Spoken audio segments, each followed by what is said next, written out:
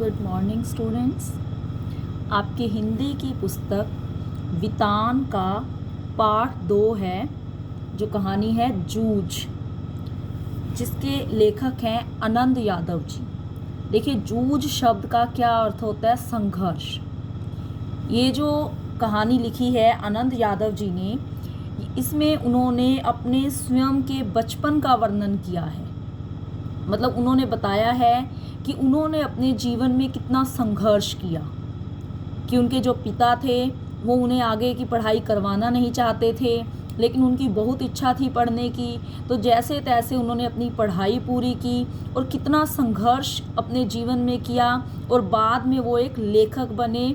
आनंद यादव के नाम से वे प्रसिद्ध हुए। तो इसमें लेखक कहते हैं, पाठशाला जाने के लिए मन तड़पता था, लेकिन दादा के सामने, देखिए जो दादा शब्द इसमें प्रयोग किया गया है, इसका अर्थ है पिता, मतलब अपने पिता के सामने खड़े होकर यह कहने की हिम्मत नहीं होती कि मैं पढ़ने जाऊंगा।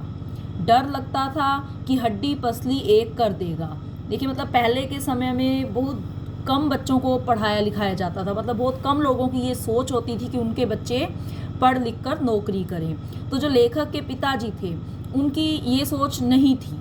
वे नहीं चाहते थे कि उनका बेटा ज़्यादा पढ़ाई लिखाई करे या कोई इस टाइप की नौकरी करे।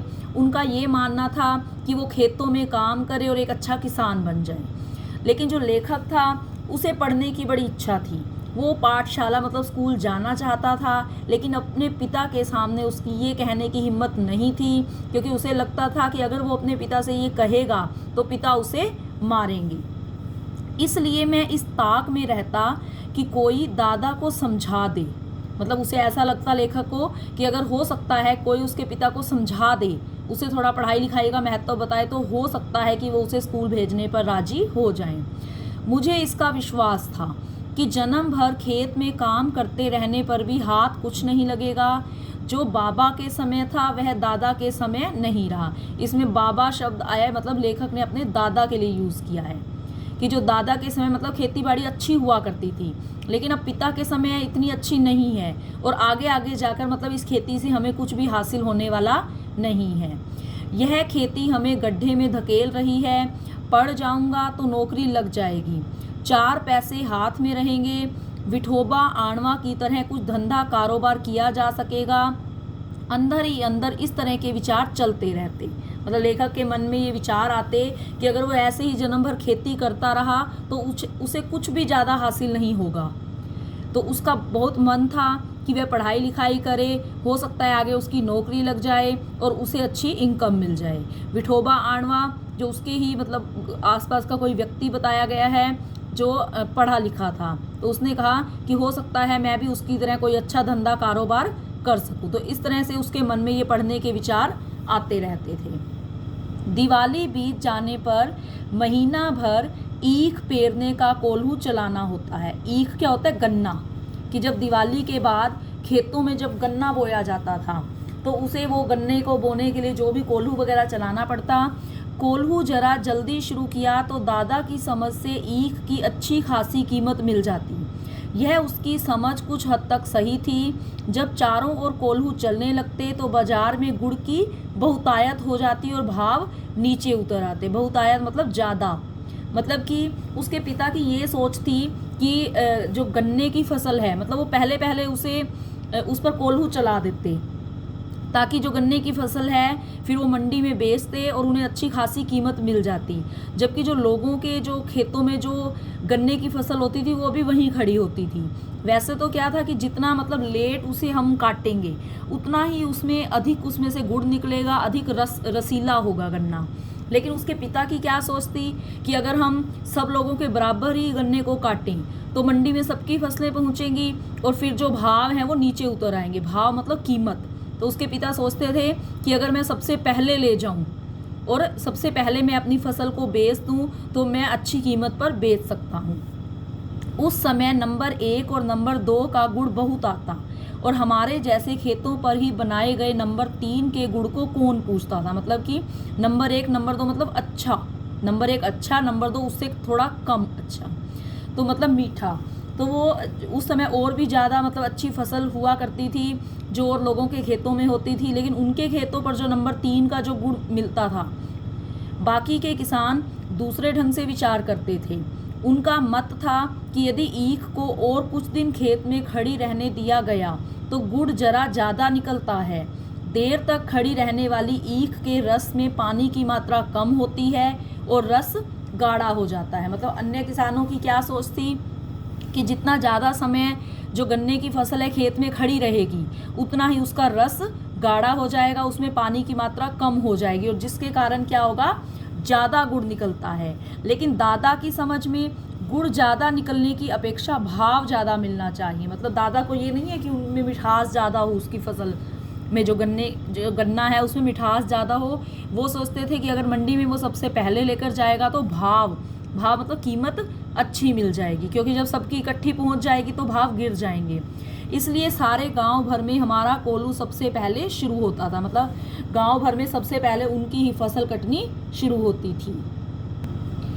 इसी कारण वह इस वर्ष भी शुरू हुआ और हम उससे जल्दी निपट गए। मतलब वैसे ही जल्दी हमारी फसल कटनी शुरू हुई और जल्दी ही खत्म हो गई। आगे के काम में लग गए। सभी जन मतलब लोग, सभी लोग जो थे धूप में लेटे हुए थे। मतलब अपने वो घर के बारे में बता रहा है कि जो पिता थे या और भी जो थे वो सब धूप में लेटे हुए थे। जो माँ थी धूप में कंडे थाप रही थी। कंडे क्या होता है, मतलब गोबर से जो उपले बनाए जाते हैं, जैसा इस तस्वीर में भी दिखाया गया है कि गोबर से कैसे वो ये कंडे बना रही हैं और फिर वो इनको बेचा करते थे। तो जो माँ थी वो काम कर रही थी ये वाला। मैं बाल्टी में पानी भर भर कर उसे दे रहा था। कुछ ना कुछ बातचीत भी कर रहे थे। हम दोनों ही थे, इसलिए यह सोचकर कि बात माँ से कहनी चाहिए और मैंने अपने पढ़ने की बात छेड़ दी। मतलब लेखक इसमें बता रहे कि उसके मन में इच्छा तो कई दिनों से हो रही थी कि वो घर में इस बारे में बात करें, लेकिन पिता से बात करने का उसे कोई फ़ायदा नहीं लगता था कि पिता को तो कोई समझाने वाला होना चाहिए। तो उसने अपनी ये जो पढ़ने की इच्छा थी अपनी माँ के सामने प्रकट की। माँ ने कहा, अब तू ही बता मैं क्या करूँ, मतलब मैं इसमें क्या कर सकती हूँ। पढ़ने लिखने की बात की तो वह बरहेला सुअर की तरह गुर्राता है। बरहेला मतलब जंगली सुअर की तरह। तो वो अपने मतलब उसके पिता के बारे में कह रहे कि उसके सामने तो पढ़ने लिखने की बात करने का फ़ायदा ही नहीं है। तुझे मालूम है, माँ के मन में जंगली सुअर बहुत गहराई में बैठा हुआ था। मतलब वो बात बात पर ये शब्दों का प्रयोग करती थी। अब मल्ला मतलब खेती के सभी काम बीत गए, क्योंकि उनकी जो गन्ने की फसल थी वो भी कट चुकी थी, बिक चुकी थी। तो वो कहते हैं कि ये सारे काम तो अब हो गए, मेरे लिए अब कुछ तो करना नहीं रह गया। इसलिए कहता हूँ तू दत्ताजी राव सरकार से मेरे पढ़ने के बारे में कह। तो वो अपनी माँ से कहता है कि तू दत्ताजी राव सरकार। अब ये कौन थे, गाँव के मुखिया थे, जिस गांव में वो रहते थे, जैसे सरपंच वगैरह होते हैं। मतलब उसे लगा कि शायद वो पिता को समझाएं और पिता उनकी बात को ना टाले और उन्हें वो माननी पड़े। तो पहले उसने अपनी माँ को कहा कि वो जाकर उनसे पढ़ने के बारे में मेरी बात करें। आज ही रात को उनके यहाँ चलेंगे, मैं चलूँगा तेरे साथ, तू उन्हें सब कुछ समझाकर बता दे तो वे दादा को ठीक तरह से समझा सकेंगे। तो उसने कहा कि आप और मैं मतलब चलेंगे और जाकर उनको बताएंगे ये वाली बात कि फिर वो मेरे जो पिताजी हैं उनको समझा देंगे ताकि वो मेरी पढ़ाई के लिए राजी हो जाएं। ठीक है चलेंगे। माँ ने हाँ तो की, लेकिन अंदर से माँ के स्वर में उदासी थी। अब माँ भी चाहती तो थी कि उनका बेटा पढ़े, लेकिन अब पिता कभी हाँ ना करें तो इसलिए उसके मन में उदासी भी थी। मुझे भी मालूम था कि इतना करने पर भी कोई लाभ नहीं होगा, लेकिन वह मेरा मन रखने के लिए जाने को तैयार हो गई। मेरी तड़पन वह समझती थी। तड़पन मतलब मेरी इच्छा, कि मेरी अंदरूनी इच्छा जो पढ़ने की थी वो मुझे समझती थी।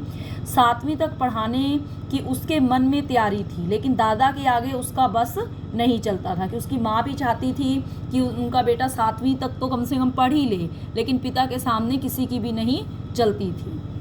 रात को मैं और माँ दत्ताजी राव देसाई जो गांव के मुखिया हैं उनके यहाँ गए। माँ ने दीवार के सहारे बैठकर दत्ताजी राव से सब कुछ कह दिया। मतलब ये बातें बता दी कि उनका जो बेटा है वो पढ़ना चाहता है, लेकिन पिता जो है उसके वो पढ़ने नहीं देते। वे भी इस बात से सहमत हो गए, मतलब राजी हो गए। माँ ने यह भी बताया कि दादा सारे दिन बाजार में रखमाबाई के पास गुजार देता है। रखमाबाई मतलब गांव की एक औरत है, जैसे नाचने वगैरह वाली होती हैं। तो उसने बताया कि उसका जो पति है, मतलब कि जो लेखक का पिता है, वो सारा दिन वहाँ समय बिता देता है, खेती के काम में हाथ नहीं लगाता। माँ ने देसाई को यह विश्वास दिला दिया कि दादा को सारे गांव भर आज़ादी के साथ घूमने को मिलता रहे, इसलिए उसने मेरा पढ़ना बंद कर मुझे खेती में जोत दिया। अब माँ तो जो बता रही थी, साथ में लेखक ने भी ये बातें बताई कि पिता को सिर्फ सारे गांव में आज़ादी के साथ घूमने का शौक़ है, इसलिए उन्होंने मेरी पढ़ाई लिखाई छुड़वा कर खेती के कामों में मुझे लगा दिया। यह सुनते ही देसाई दादा चिढ़ गए और बोले, आने दे अब उसे, मैं उसे सुनाता हूँ कि नहीं, अच्छी तरह देख। उठते उठते मैंने भी दत्ताजी राव से कहा, अब जनवरी का महीना है, अब परीक्षा नज़दीक आ गई है। मैं यदि अभी भी कक्षा में जाकर बैठ गया और पढ़ाई की दोहराई कर ली, दोहराई मतलब रिवीज़न, कि अब जनवरी तो शुरू हो गया था, तो उसने कहा कि मैं जैसे तैसे 2-3 महीनों में अपनी पढ़ाई ये कर लूँगा ताकि मैं परीक्षा दे सकूँ। तो अगर मैंने ये दोहराई कर ली तो 2 महीने में 5वीं की सारी तैयारी हो जाएगी और मैं परीक्षा में पास हो जाऊँगा। इस तरह मेरा साल बच जाएगा। तो उसने भी कहा कि अगर और ज़्यादा लेट हो गया तो मेरा पूरा साल ख़राब जाएगा, कि अब 2 महीने बचे हैं, जैसे तैसे मैं पढ़ाई करके परीक्षा दे दूं और मैं पास हो जाऊं ताकि मेरा ये साल वेस्ट ना जाए। अब खेती में ऐसा कुछ काम नहीं है, मेरा पहले ही 1 वर्ष बेकार में चला गया, मतलब 1 साल पहले ही वो इसमें ख़राब कर चुका था कि जब वो 5वीं में हुआ था उसकी पढ़ाई लिखाई छुड़वा दी गई, 1 साल तक उसने खेती की, फिर अगले वर्ष फिर उसका जैसे मन बना कि उसे पढ़ना चाहिए, तो उसने ये सारी बातें बताई। ठीक है, अब तुम दोनों अपने घर जाओ, जब वह आ जाए तो मेरे पास भेज देना। तो जो वो गांव का मुखिया था उसने कहा भी अब तुम जाओ, जब तुम्हारे पिता आ जाएं तो मेरे पास भेज देना, और उसके पीछे से घड़ी भर बाद में तू भी आ जाना रे छोरा। तो उसको समझाता है कि मैं उससे जैसे तैसे बात शुरू करूँगा और थोड़ी देर में तुम भी वहाँ पर आ जाना। जी कहकर हम खड़े हो गए। उठते उठते हमने यह भी कहा कि हमने यहाँ आकर ये सभी बातें कही हैं, यह मत बता देना, नहीं तो हम दोनों की खैर नहीं है। मतलब उसने कहा कि हमने आकर आपको ये सारी बातें कही हैं कि आप ऐसे ऐसे मेरी पढ़ाई लिखाई की बात करें, कि ये सारी बातें पिता को मत बताना, नहीं तो वो गुस्सा करेंगे।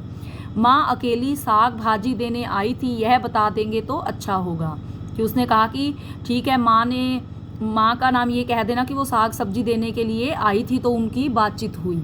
ठीक है, मुझे जो करना है मैं करूँगा। अब जो गांव का मुखिया है वो ये सारी बातें कह रहा है कि मुझे क्या करना है मुझे पता है, देख उसके सामने ही तुझसे कुछ पूछूंगा तो निडर होकर साफ साफ उत्तर देना, डरना मत। तो गांव के मुखिया ने भी कहा कि अगर मैं तुम्हारे पिता के सामने तुम्हें बुलाकर कुछ पूछता हूँ तो तुम भी उसका डटकर जवाब देना। नहीं जी, मैं माँ के साथ लौट आया, 1 घंटा रात बीते दादा घर पर आया। अब इस तरह से लेखक और उसकी माँ जो थे वापस घर पर आ गए। थोड़ी देर में उसके पिता भी घर पर आए, मैं घर में ही था। आते ही माँ ने दादा से कहा, साग भाजी देने देसाई सरकार के यहाँ गई थी तो उन्होंने कहा है कि बहुत दिनों से तेरा मालिक दिखाई नहीं दिया है, खेत से आ जाने पर जरा इधर भेज देना। कुछ काम वाम था? दादा ने अधीरता से पूछा। कि मतलब लेखक की माँ ने बताया कि मैं वहाँ साग सब्जी देने गई थी तो उन्होंने आपको याद किया है। तो पिता ने भी कहा भी कोई काम वाम था? मुझे तो कुछ बताया नहीं उन्होंने, तो मैं हो आता हूँ, तब तक तू रोटियाँ सेक ले। मतलब ये था कि जब गांव का मुखिया होता है, अगर वो किसी को गांव के किसी मेंबर को भी घर पर बुलाता है तो उसके लिए एक बहुत बड़ी बात होती थी, उसे जाना पड़ता था। तो उसने कहा कि चलो उसने मुझे याद किया है, मुझे बुलाया है, तू रोटियां सेक, मैं उससे मिलकर आता हूँ। गणप्पा आए तो उसे खेतों पर भेज देना पहले ही। गणप्पा जो शब्द है यहाँ नाम है लेखक के लिए, तो उसके पिता उसे गणप्पा कहते थे। तो उसने कहा कि जब वो आए तो उसे खेतों में भेज देना। दादा तुरंत उठ खड़ा हुआ। देसाई के बाड़े का बुलावा दादा के लिए सम्मान की बात थी। मतलब कि गांव के मुखिया ने घर पर अगर वो किसी को बुलाता है, स्पेशल से याद करता है, तो उसके लिए सम्मान की बात होती थी, इसलिए वो जल्दी ही वहाँ जाने के लिए तैयार हो गए। आधा घंटा बीतने पर माँ ने मुझसे कहा कि अब तू जा, कहना जीम ने बुलाया है। जीम ने मतलब खाना खाने के लिए। उसने पहले ही गांव के मुखिया ने कहा था ना कि पहले तुम्हारे पिता से मैं थोड़ी बातचीत कर लूँ, फिर थोड़ी देर में तू आ जाना। तो माँ ने इस तरह से लेखक को वहाँ भेज दिया और ये कहकर कि पिता से जाकर कहो भी खाना खाने का जो समय हो गया है, खाना बना हुआ है, कि वो खा लो आकर। अच्छा, मैं पहुँचा तो सरकार मेरी राह देख रहे थे। सरकार मतलब जो गाँव के मुखिया थे। क्यों आया रे छोरे? दादा को बुलाने आया हूँ, अभी खाना नहीं खाया है। बैठ थोड़ी देर, अभी तो आया है वह मेरे पास। जी, मैं बैठ गया। इस तरह से उन्होंने पहले जो गांव के मुखिया को सारी बात तो बता रखी थी लेकिन वो भी एक तरह से दिखावा कर रहा था कि जैसे उसे कुछ नहीं पता, तो उसने लेखक को भी वहीं बिठा लिया। धीरे धीरे दत्ताजी राव पूछने लगे, कौन सी में पढ़ता है रे तू? जी 5वीं में था, किंतु अब नहीं जाता हूँ। मतलब इस तरह से उन्होंने पढ़ाई लिखाई की बात शुरू की। लेखक से पूछा भी वो कौन सी कक्षा में पढ़ता था। लेखक ने बताया कि पहले तो मैं 5वीं में हुआ था, लेकिन अब 1 साल से मैं स्कूल नहीं गया। क्यों रे? दादा ने मना कर दिया है, खेतों में पानी लगाने वाला कोई नहीं है। अब लेखक ने बताया कि पिताजी ने मतलब मना कर दिया, उन्हें लगता है कि खेतों में पानी लगाने के लिए उसकी ज़रूरत है। क्यों रत्नाप्पा? अब ये लेखक के पिता को कहा है उन्होंने कि उससे पूछा मुखिया ने भी क्यों तुमने ऐसा किया कि उसकी पढ़ाई लिखाई छुड़वा दी? हाँ जी। फिर तू क्या करता है?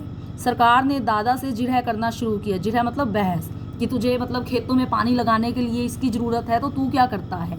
इस तरह गांव का जो मुखिया था उसने पिता से बातचीत शुरू की, तो सारा इतिहास बाहर निकला है। मतलब सारी बातें पता चली कि वो गांव भर में घूमता फिरता है या आज़ादी चाहिए उसको। सरकार ने दादा पर खूब गुस्सा किया। उन्होंने दादा की खूब हजामत बनाई। देसाई के खेत को छोड़ देने के बाद दादा का ध्यान किसी काम की तरफ नहीं रहा। मन लगाकर वह खेत में श्रम नहीं करता है, फसल में लागत नहीं लगाता है। लुगाई और बच्चों को काम में जोत कर किस तरह खुद गांव भर में खुले सांड की तरह घूमता है और अब अपनी मस्ती के लिए किस तरह छोरे के जीवन की बलि चढ़ा रहा है, यह सब उन्होंने सुना है। मतलब इस तरह से ये सारी बातें सामने आई कि किस तरह से वो अपने बेटे की ज़िंदगी ख़राब कर रहे हैं, उसकी पढ़ाई लिखाई छुड़वा कर केवल अपनी आज़ादी के लिए। दादा के हर एक तर्क को दत्ताजी राव ने काट दिया और मुझसे कहा, सवेरे से तू पाठशाला जाता रहे, कुछ भी हो पूरी फीस भर दे उस मास्टर की और मन लगाकर पढ़ाई कर, और किसी भी तरह साल नहीं मारा जाए, मतलब किसी भी तरह ये साल तेरा ख़त्म ना हो जाए, इसका ध्यान रख। यदि इसने तुझे पढ़ने नहीं भेजा तो सीधा चला आ इधर। सुबह शाम जो हो सके वह काम कर, यहाँ और पाठशाला जाते रहना, मैं पढ़ाऊँगा तुझे। इसके पास ज़रा ज़्यादा बच्चे हो गए हैं, इसलिए तुम्हारे साथ कुत्तों की तरह बर्ताव करता है। अब ये सारी बातें गांव के मुखिया ने कही भी इसके पास इतने ज़्यादा बच्चे तो नहीं है कि वो इनके साथ ऐसा बर्ताव करेगी, कि तुम अकेले इसके बेटे हो, इससे तुम्हारी पढ़ाई लिखाई का ध्यान तो रखना चाहिए। तो इस तरह से समझा बुझाकर जो गांव का मुखिया था उसने उसके पिता को मना लिया और ये भी कह दिया कि अगर ये तुझे पाठशाला नहीं भेजता तो सीधा मेरे पास आकर मुझे बता। अब यह सब बंद कर और सिर्फ पढ़ाई में मन लगा। ना पास नहीं हुआ है कभी, ना पास मतलब फेल, कि वो फेल नहीं हुआ था। वो पीछे क्यों रह गया था? क्योंकि 1 साल उसको स्कूल में उसके पिता ने नहीं लगाया था। कि तू फेल तो नहीं हुआ? तो उसने कहा नहीं जी, पाठशाला जाना ही बंद करा दिया, इसलिए परीक्षा में नहीं बैठा हूँ। अच्छा, अब तू घर जा और सवेरे से पाठशाला जाने लग। जी। मैं उठ खड़ा हुआ। बाहर निकलते निकलते मैंने सुना, अरे बच्चे की जात है, एक आध वक्त सिनेमा चला गया तो क्या हुआ, एक आध बार खेलने में लग गया तो क्या हुआ, इस बात पर उसका पढ़ना लिखना बंद कर देना है क्या? तो जो गांव का मुखिया था उसने उसके पिता को इस तरह से ये सारी बातें समझाई कि बच्चा ही तो है, अगर एक आध बार सिनेमा चला गया या खेलने चला गया, इसका मतलब ये थोड़ा ना कि उसकी पढ़ाई लिखाई बंद कर दो। जी, आप कहते हैं तो भेज देता हूँ कल से, देखते हैं एक आध वर्ष में कुछ सुधार हो जाए तो। दादा ने मन मार कर कहा। मतलब जो पिता था लेखक का, उसका मन नहीं था कि वो अपने बेटे को स्कूल भेजे, क्योंकि वो तो ये चाहता था कि वो खेतों में जाकर काम करे ताकि वो आज़ादी से घूम सके। लेकिन गांव के मुखिया की बात उसे माननी पड़ी। इस समय उसका कोई बस नहीं चला था, मतलब वो मना नहीं कर पाया था।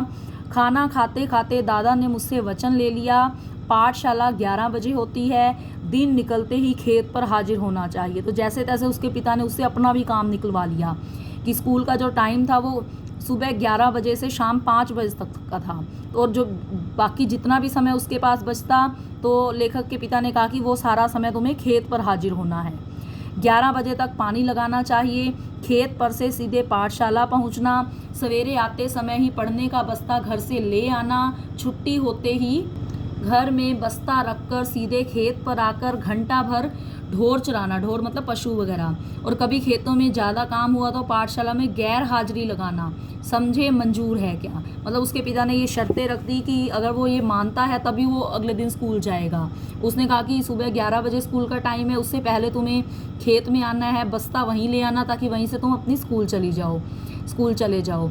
तो इस तरह से जो भी पानी लगाने का काम था वो भी उसको करना है। उसके बाद स्कूल से सीधा उसे खेत में ही जाना है, पशु वगैरह चराने हैं, और कभी खेतों में काम ज़्यादा हुआ जैसे फसल लगानी काटनी है तो पाठशाला से उसे छुट्टी भी लेनी है। तो ये सारी शर्तें उसके पिता ने उससे मनवा ली।